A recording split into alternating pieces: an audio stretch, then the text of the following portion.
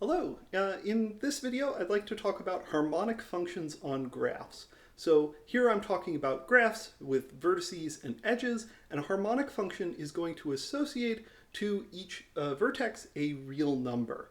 And the rule is that the value associated to every vertex should be the average of the values associated to all of the neighboring vertices.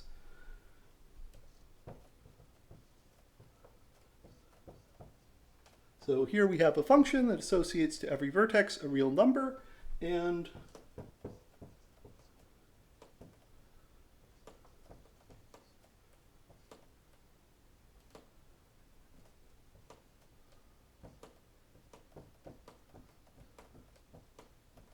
here I'm taking the average over all vertices W such that VW is in the edges of the value of the function at that neighboring vertex. And if we wanted to, we could associate a weight to each edge and take the weighted average over all of the edges. That's a thing that you can do, and it's actually very useful in terms of the applications that I'll be talking about later. But for now, let's just focus on this situation here. So these functions are really important, and they wind up generalizing the notion of harmonic functions in the continuous case. So we can talk about harmonic functions on the real number line or in Rn, and those functions, there's a bunch of differential equation stuff going on, but essentially those functions satisfy that the value of the function at a particular point is the average of the values of the function around it. And this makes these functions very useful for modeling things like the amount, so the distribution of heat in a room once it's reached a steady state. The temperature at any one particular point is going to be the average of the temperatures around it once it's reached a steady state. And so harmonic functions are very useful when we talk about heat. But on graphs, they also have a bunch of applications, and I want to talk about those. But first, I want to talk about a bit of an issue, which is that there really aren't harmonic functions on graphs in this sense. So I will let you pause the video for a moment and think about why every function that satisfies this property, that the value of the function at a particular vertex is the average of the value of the function at its neighbors, any function that satisfies that property for all vertices of the graph is necessarily going to have to be constant on all connected components of the graph. So I'll let you pause the video and think about that, and then come back to the video. So hopefully you've paused if you wanted to pause. And so let me go through a proof of that. So the issue here is that some vertex is going to have the largest value of the function associated to it, right? So let's say that this vertex here gets the largest value of f associated to it, right? There's only finitely many vertices. We can just take the max and we can figure out a vertex that at the very least ties for the maximum. And we know that there's guaranteed to be a vertex that ties for the maximum. It might not be the absolute maximum, but it at the very least ties. Let's look at its neighbors.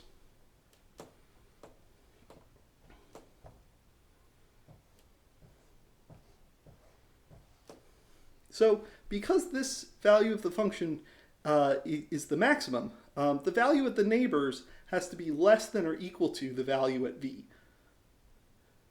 But the value at v has to be the average of the value of the neighbors.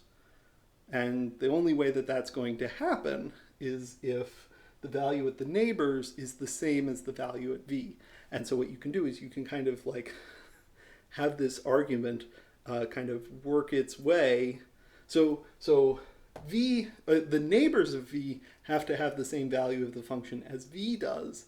And so you can also argue that those neighbors, their neighbors, have to have the same value of the function because they're also tied for max. And then this argument kind of works its way out and kind of engulfs all of the connected components. It engulfs the connected component containing v, and then you can do this argument on all of the connected components, and thereby proving that the value of the function is constant on every connected component. So these things are actually really kind of boring. So what we're actually going to do is we're going to set aside a set of vertices. I'm going to call this, let's call this W for the set of vertices, and we're not going to require that that they satisfy this formula here, right? We are going to specify the value of f at every vertex in W. So let me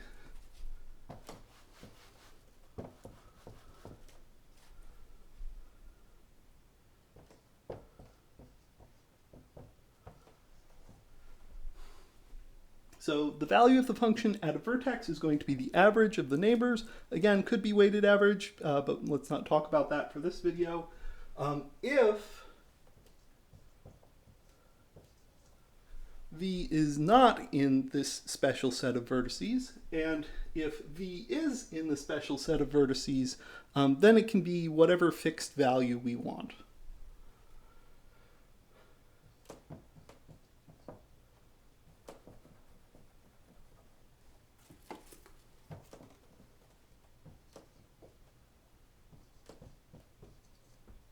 I don't know, let's call this g of v, right? So we have some function, we've already decided what the value of f should be at all of the vertices in v, and for everything else we're going to make it the average of the vertices around it. In order to reason about these sorts of functions, it actually makes sense to talk about some of their applications. So in this case, these sorts of functions are actually super interesting. There's a bunch of them.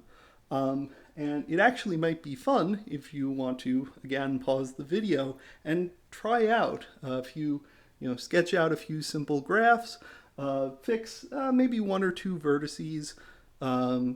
I guess, yeah, you want to fix two vertices and assign some nice weights to those two vertices. Of course, if you have just one vertex, you can do the same argument again, and it has to be constant on all connected components. Fix two vertices, decide what value of the function you want to associate to each of those two vertices, and then try to figure out what values of the function you can associate to all of the other vertices of the graph to make it satisfy this property here. It's a little bit tricky, well, it depends on what kind of graph you wind up drawing, but it can get pretty tricky. But I encourage you to try a few simple examples and see if you can get some intuition for what's going on. So I'll let you pause the video, and welcome back. I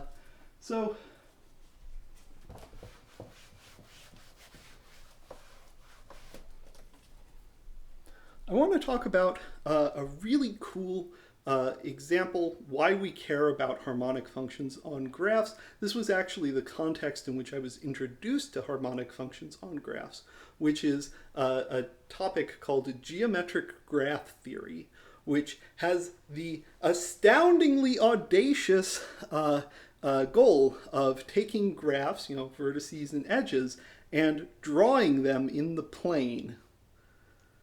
And actually, it turns out there's a lot of really interesting deep theory behind this. Sorts of questions like, what's a good way of drawing this graph so that we can actually figure out, so that we can get some sort of intuition for what's going on. Especially if it's a really large graph, it can be very difficult to get good intuitions for what's going on in the graph just by looking at it if it isn't drawn well. Geometric graph theory is actually like a really important field of study with lots of applications, but it's also kind of silly. It's like, oh, we've been drawing our graphs in the plane this whole time. Were we not supposed to? Anyway, the idea here is let's fix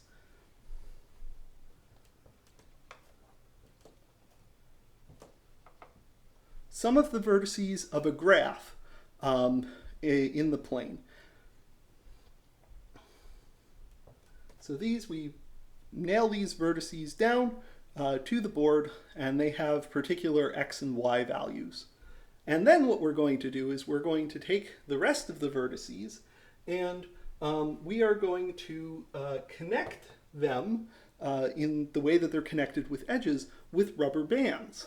And we're going to let the rubber bands do their thing, and then the result is going to be some sort of graph inside this triangle here. It doesn't have to be a triangle. You could nail down just 2 vertices. You could nail down more than 3 vertices. But the idea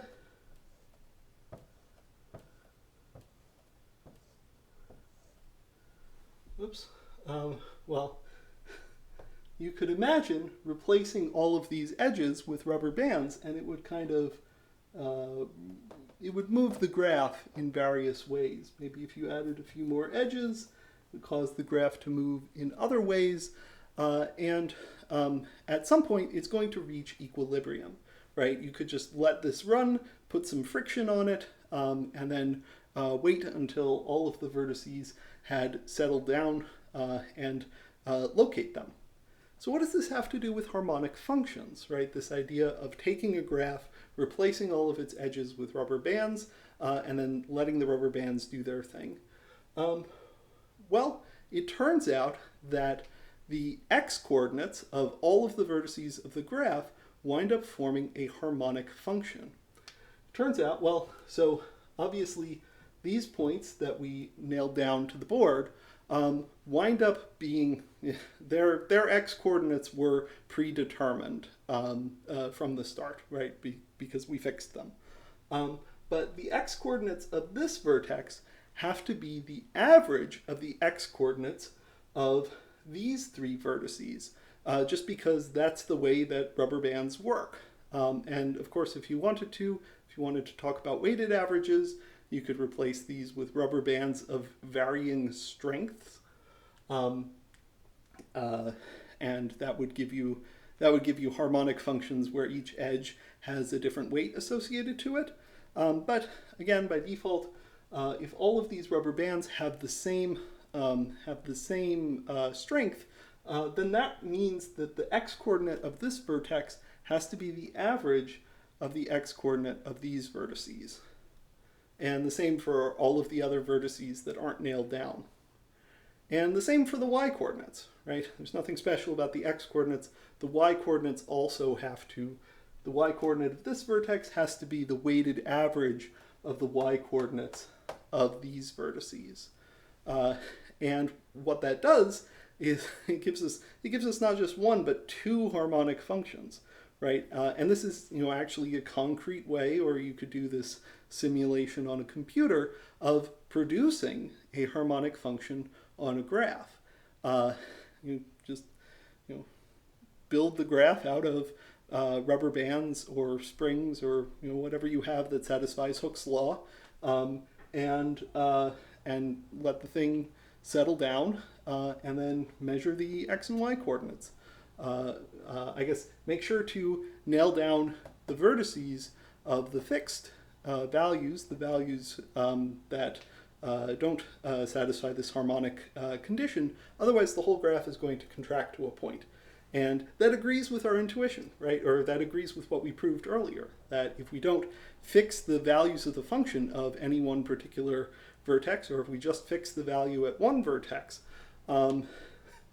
everything's going to collapse, and it's just going to be, everything's going to have the same x value. Or when we were talking about harmonic functions, everything had the same value of the harmonic function. So that's a good way of getting some strong intuitions for how harmonic functions work.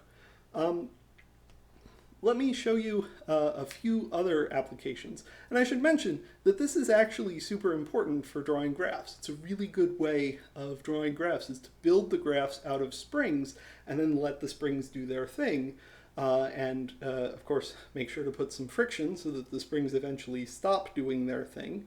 And when they stop doing their thing, usually you'll wind up getting a very nice presentation of the graph. I guess let's leave this up here and let me talk about another application of harmonic functions on graphs. So instead of nailing these vertices down to the table, what I'm going to do is I'm actually going to connect a whole bunch of wires to these vertices and force the voltage at each of these three vertices to be some particular value. Right? So typically you want to think of this in terms of just having two vertices, and we force the voltages of one vertex to be something and the voltage of the other vertex to be something. So this would be taking a battery and connecting it up to those two vertices.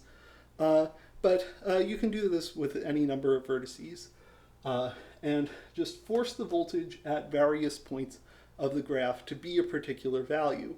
And if you do a bunch of electrical equations, you can show that the voltage at any other vertex is going to be the average of the voltages of the neighboring vertices. And of course, if assuming each of the edges has the same resistance to it.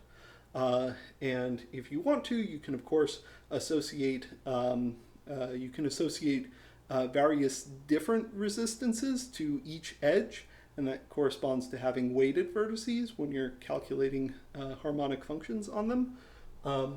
But if each edge has the same resistance, then the voltage at any one particular vertex is going to be the average of the voltages of the vertices around it.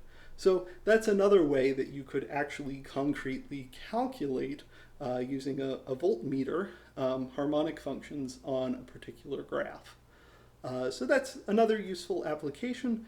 And then finally, let's talk about another really useful way of thinking about harmonic functions on graphs, which is random walks.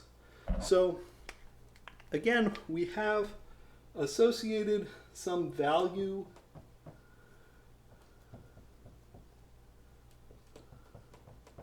to each of these different vertices, and what we could do is say, okay, to each vertex we will assign the expected value of the value at the vertex that we hit, assuming we start a random walk at the vertex and then walk in random directions until we hit one of these vertices where the value is already determined. Right, so starting here, we walk around randomly until we hit one of these three vertices, and we take the expected value of the function at each of those vertices of whichever vertex we hit. And it turns out that that is also a harmonic function. And this is really useful for like concretely constructing. One of the things you might not be certain of is there a unique harmonic function that has these particular fixed values? And you say, oh, well, yes, it's unique. It is uniquely the expected value that you get when you do this random walk and record the value at whichever of these three vertices you hit. So that's another way of thinking of this. Of course, if you have weights to each edge, then we're talking about random walks where the probability of moving along a particular edge depends on the weight, and then we get weighted harmonic functions.